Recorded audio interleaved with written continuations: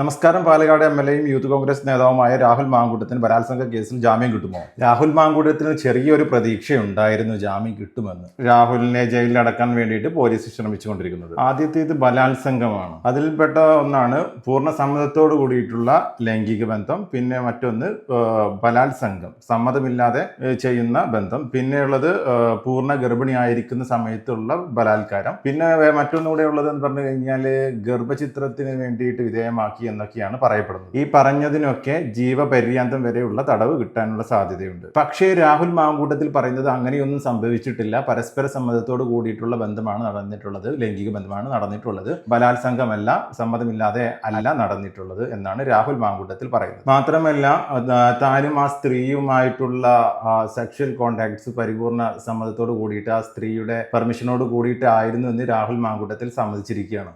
പിന്നെ ഇതിനെക്കുറിച്ച് പറഞ്ഞു വരുന്ന അബോർഷൻ, അത് ആ സ്ത്രീ തന്നെ സ്വന്തം ഇഷ്ടത്താൽ ചെയ്തതാണ് എന്നാണ് മാധ്യമങ്ങൾ വായിക്കുമ്പോൾ റിപ്പോർട്ടുകൾ വഴി നമുക്ക് മനസ്സിലാക്കാൻ സാധിക്കുന്നത്. ഇപ്പോൾ രാഹുലിനെ കോയമ്പത്തൂർ കേന്ദ്രീകരിച്ച് അന്വേഷണം തുടർന്നു വരികയാണ് കേസ്. രാഹുൽ രക്ഷപ്പെടാൻ വേണ്ടി ഉപയോഗിച്ചിരിക്കുന്ന വണ്ടി ഒരു ചുമന്ന നിറത്തിലുള്ള പോളോ കാറാണ്. റെഡ് കളർ പോളോ കാറിലാണ് രാഹുൽ രക്ഷപ്പെടാൻ വേണ്ടിയിട്ട് ഉപയോഗിച്ചിരിക്കുന്ന വാഹനം. പാലക്കാട്, തമിഴ്നാട് പ്രദേശങ്ങളിൽ രാഹുലിന് വേണ്ടിയിട്ട് വ്യാപകമായിട്ടുള്ള അന്വേഷണം തുടർന്നുകൊണ്ടിരിക്കുകയാണ്. രാഹുലിന്റെ ഫ്ളാറ്റിൽ വന്ന ശേഷം തിരികെ പോയതും ഈ റെഡ് പോളോ കാറിലാണ് എന്നാണ് പറയുന്നത്. രാഹുലിനെ കാണാതിരിക്കാൻ വേണ്ടിയിട്ടാണ് ഈ റെഡ് പോളോ കാറിൽ, ചുമന്ന കാറിൽ, ഈ നടിയുടെ കാറിൽ രാഹുലിനെ കയറ്റിയത് എന്നും പറയുന്നുണ്ട്.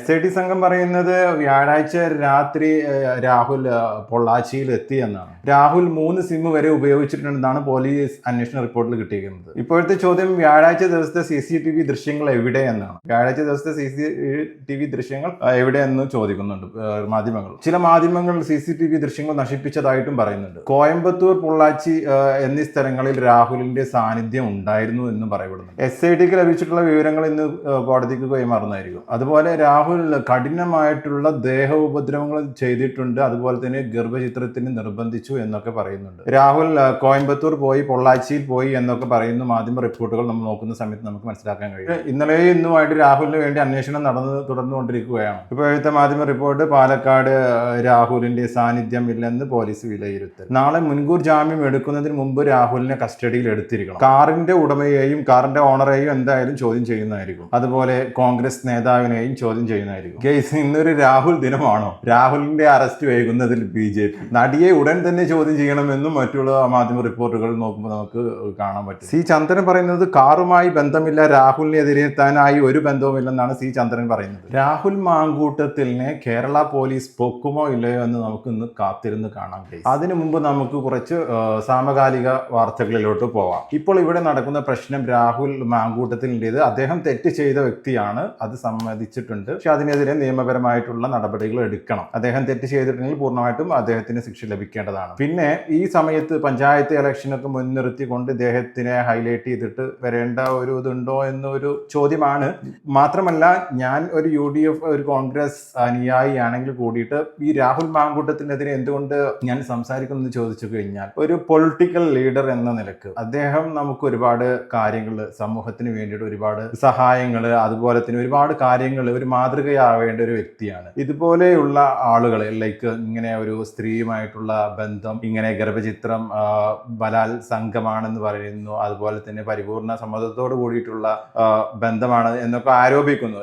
എനിവേ, എന്ത് ബന്ധമാണെങ്കിലും, സമ്മതപ്രകാരമാണെങ്കിലും അല്ലെങ്കിലും, ഇങ്ങനെയുള്ള പൊളിറ്റിക്കൽ ലീഡേഴ്സ്, ഗവൺമെന്റ് ആണല്ലോ, നമ്മുടെ സർക്കാരാണ്, സർക്കാരിനെ വേണ്ടി ജോലി ചെയ്യുന്ന, സർക്കാർ ശമ്പളത്തിൽ ജീവിക്കുന്ന, സർക്കാർ ശമ്പളം പറ്റുന്ന, അല്ലെങ്കിൽ നമ്മൾ വോട്ട് ചെയ്ത് വിജയിപ്പിച്ച് ഒരു MLA ആക്കിയിട്ടുള്ള, അല്ലെങ്കിൽ നമ്മുടെ വിശ്വാസം നമ്മൾ അവരിൽ അർപ്പിച്ചിട്ടുള്ള, അവരെ കൊണ്ട് ഭാവിയിൽ നമുക്ക് നമ്മുടെ നാടിനും ഒരു ഉപകാരം കിട്ടും എന്നൊക്കെ പ്രതീക്ഷിച്ചുകൊണ്ടാണല്ലോ നമ്മൾ അവർക്ക് വോട്ട് ചെയ്തത്. അപ്പൊ അങ്ങനെയുള്ള ആൾക്കാർ സമൂഹത്തിന് എതിരാവുന്ന, സമൂഹത്തിനെതിരെയുള്ള ഇത്തരം പ്രവൃത്തികളിൽ നിന്ന് മാറി നിൽക്കണമെന്നാണ് എൻ്റെ ഒരു പേഴ്സണൽ ഒപ്പീനിയൻ. കാരണം അല്ലാന്നുണ്ടെങ്കിൽ അവരുടെ ഒരു ഇത് എന്താണ്, ക്രെഡിബിലിറ്റി, ഒരു ഇദ്ദേഹത്തിന് മാത്രമല്ല ഇത് ബാധകമാവുന്ന, എഫക്ട് ചെയ്യുന്നത്, ലൈക്ക് അദ്ദേഹം എന്ന് പറഞ്ഞു കഴിഞ്ഞാൽ വലിയൊരു പാർട്ടിയാണ്. കേരളത്തിൽ മാത്രം ഇന്ത്യയിൽ തന്നെ വലിയൊരു പാർട്ടിയാണ് കോൺഗ്രസ്. അപ്പോൾ കേരളത്തിലായാലും അതിനെ ബാധിക്കും, ഭാവിയിൽ ബാധിക്കും, അതുപോലെ തന്നെ പല എന്താ പറയുക മേഖലകളിലും അത് ബാധിക്കും. അദ്ദേഹം നല്ല കഴിവുള്ള ഒരു വ്യക്തിയാണ്, എല്ലാം കൊണ്ടും അദ്ദേഹം നല്ലൊരു വ്യക്തിയാണ്, നല്ല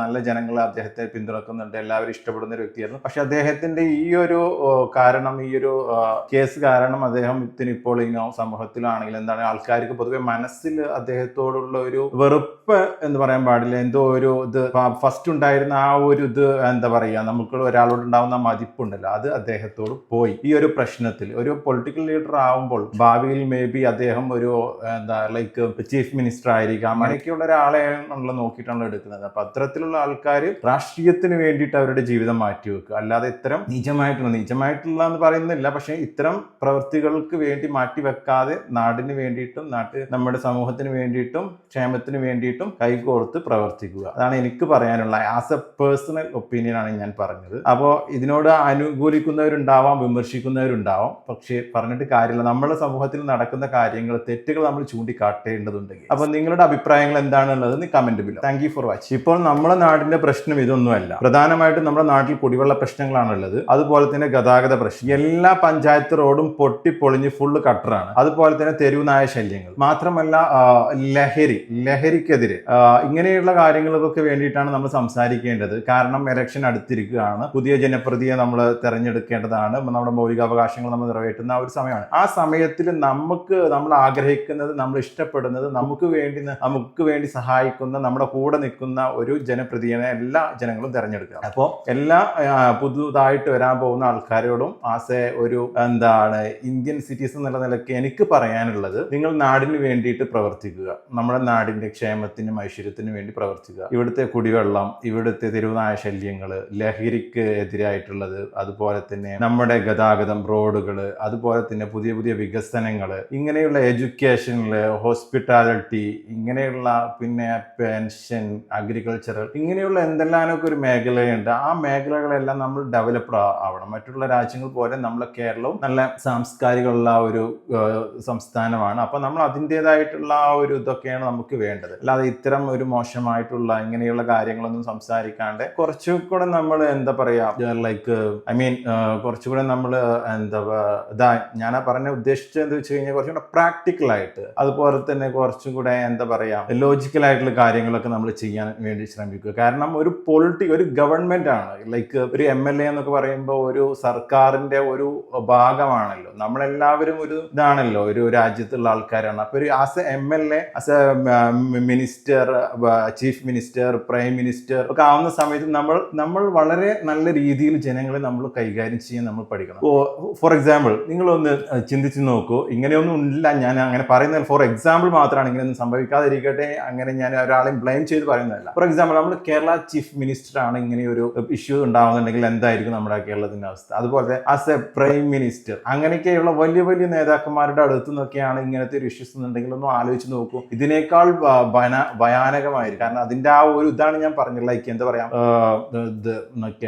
ഗൗരവം ഞാൻ പറഞ്ഞത്. അപ്പോൾ ഇത് ചെറുതായിട്ട് കാണേണ്ടതില്ല, കാര്യങ്ങളായിട്ട് കാണണം. നമ്മൾ ഇതിനെതിരെ ശക്തമായിട്ട് പോരാടണം. ഇനി ഒരിക്കലും ഒരു പാർട്ടിയിലും ഒന്നും ഇങ്ങനെ ഉള്ള ഒരാളും അഭിമുഖീകരിക്കാതിരിക്കട്ടെ. അത് ആസ് എ പൊളിറ്റിക്സിൽ മാത്രമല്ല, മറ്റുള്ള നമ്മളെ ജീവിത മേഖലകളിലാണെന്നുണ്ടെങ്കിലും, ലൈക്ക് നമ്മുടെ സമൂഹത്തിൽ ഒരുപാട് സ്ത്രീകളുണ്ട്, ഒരുപാട് പുരുഷന്മാരുണ്ട്, ആരാണെന്നുണ്ടെങ്കിലും ഇങ്ങനെയുള്ള ഇഷ്യൂസ് ഒന്നും ആരും അഭിമുഖീകരിക്കാതിരിക്കാൻ വേണ്ടിയിട്ട് സർക്കാർ ഇതിനെതിരെ കർശനമായിട്ടുള്ള നടപടി, അല്ലാന്നുണ്ടെങ്കിൽ ഇതിന് കർശനമായിട്ടുള്ള വാണി കൊണ്ടുവന്നുകൊണ്ട് ഫ്യൂച്ചറിൽ ഒരിക്കലും നമ്മുടെ സമൂഹത്തിലോ നമ്മുടെ രാജ്യത്തോ ഇതുപോലെയുള്ള ഒന്നും ഇല്ലാതിരിക്കാൻ വേണ്ടിയിട്ടും, അതുപോലെ ഒരു സെക്യൂർ നാഷൻ ആവാൻ വേണ്ടിയിട്ടും നമ്മൾ അതിന് വേണ്ടിയിട്ട് ട്രൈ ചെയ്യണം. നമ്മുടെ രാജ്യത്തിന്റെയും നമ്മുടെ സമൂഹത്തിന്റെയും നമ്മുടെ നാടിന്റെയും ക്ഷേമത്തിനും ഐശ്വര്യത്തിനും, ഇവിടെയുള്ള ഇതിനും ഫെസിലിറ്റീസിനും, അതുപോലെ തന്നെയുള്ള ഇവിടുത്തെയുള്ള പ്രശ്നങ്ങൾക്കും വേണ്ടിയിട്ട് എല്ലാവരും ഒരുമിച്ച് കൈകോർത്ത് പ്രവർത്തിക്കണം എന്നാണ് എൻ്റെ ഒരു അപേക്ഷ. ആർക്കെങ്കിലും എന്തെങ്കിലും തെറ്റുകളോ എന്തെങ്കിലും ഇഷ്ടപ്പെടാത്ത എന്തുണ്ടെങ്കിൽ ക്ഷമിക്കുക. വീഡിയോ ഇഷ്ടമായാൽ ഷെയർ ചെയ്യാനും സബ്സ്ക്രൈബ് ചെയ്യാനും ആരും മറക്കരുത്. Thank you for watching.